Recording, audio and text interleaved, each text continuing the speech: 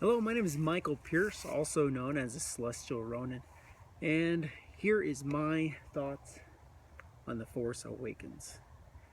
I love many of the new characters we got to know, somewhat. Not that I somewhat like them, but somewhat we got to know them. I almost feel like the film glosses over a lot of what I wanted to know about. I wanted to know more about Rey. I wanted to know more about Poe Dameron. I wanted to know more about Luke Skywalker, Snoke, Hux, Kylo Ren. I wanted more, but what we got was a action film flavored with Star Wars. And with that I say that Poe Dameron, or I should say Poe Ex Machina Dameron, was brought into the film in such a weird, awkward way. He had a great start, but then the middle portion and the end part of the film, he was completely introduced as a plot device to kind of push the story forward into a conclusion. I personally feel that everything to do with the StarKiller Base, I absolutely hated.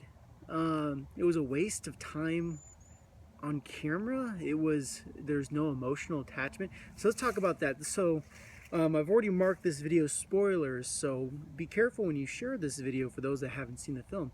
I want to compare it real quick to A New Hope. In A New Hope, there's an emotional weight that's put on Alderaan.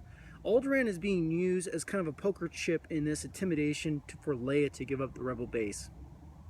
And when she ends up giving up the information, or at least fake information, and they blow up Alderaan anyway, there's a bit of an emotional attachment in holding that over Leia's head, her home planet.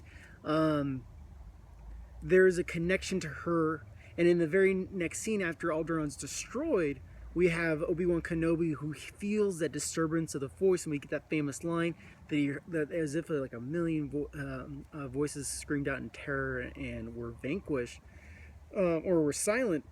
Really don't feel that. They try to show that on film with like some people seeing that red glow coming at them, the terror in some of their faces, but emotionally there is no connection to it. This is one of those cases where showing something says more. This is not one of those cases. There was the whole StarKiller's Base, what it did, there's nothing that pushed the story forward.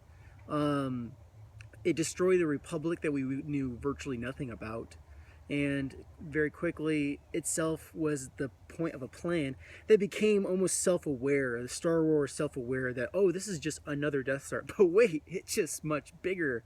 And even people quirking in their planning room, oh yeah, there's always a way to destroy these things. Like, I'm like, oh yeah, because it's so big, you just need to stabilize it. We just need to know where this thing, maybe it has an oscillator. And then enter Finn, who happens to know exactly where that is because he works sanitation at the base. Ex Machina. This whole movie has Ex Machina everywhere in it. If you don't understand what that term means, it's basically Deus Ex Machina is an old Greek Roman style of play where, not style of play, but a plot in a play, where basically the resolution of a plot is fixed by a god, which was depicted oftentimes by mechanical roping, like a pulley system that would bring in something that was like, this is Zeus and he fixes this stuff. Deus Ex Machina is basically God in the machine.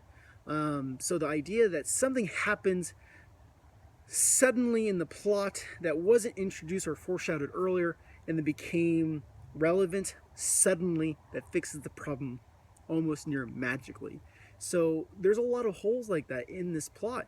If I would dare say, if this movie wasn't branded Star Wars, there would be a lot more heavy criticism that you would see online for this plot, for this writing. And it brings me back to this idea that, okay, people blame George Lucas for the prequel trilogy not being that great, and they thought, okay, maybe the success for the original Star Wars was Kasdan. But now I'm seeing the pattern of, okay, maybe Kasdan wasn't the reason the original were great. Maybe it was because these two guys worked together and had this conflict on set that allowed them to make something that was great and magical, because it's so organic that there is so many different maybe opinions going back and forth about how to make the films. It seems when we give a central voice to one of these two sides, we're not getting a lot of happy people. I'm certainly not happy with The Force Awakens, the directions it takes, because it heavily relies on being a setup film. It relies on it. The film doesn't stand by itself. It will not go down in cinema history as a great film. Like the questions that we have, like everyone gives excuses, like, oh yeah, we'll find out in episode 8 in a year and a half. Let me wait for that. This film has way too much anticipation for too little it gave. And clearly the biggest problem was the entire subplot of the StarKiller Base. It was completely unneeded for anything that anyone cared about in the film. And putting that in the film made it almost like not a carbon copy, but it made it copy of flow of A New Hope that was more tribute than anything else. We didn't need a fan film. We need a Star Wars film. So I'm disappointed with the way that it came out.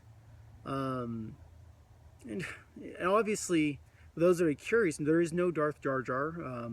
Snoke looks like a giant alien who's a hologram. Not alien.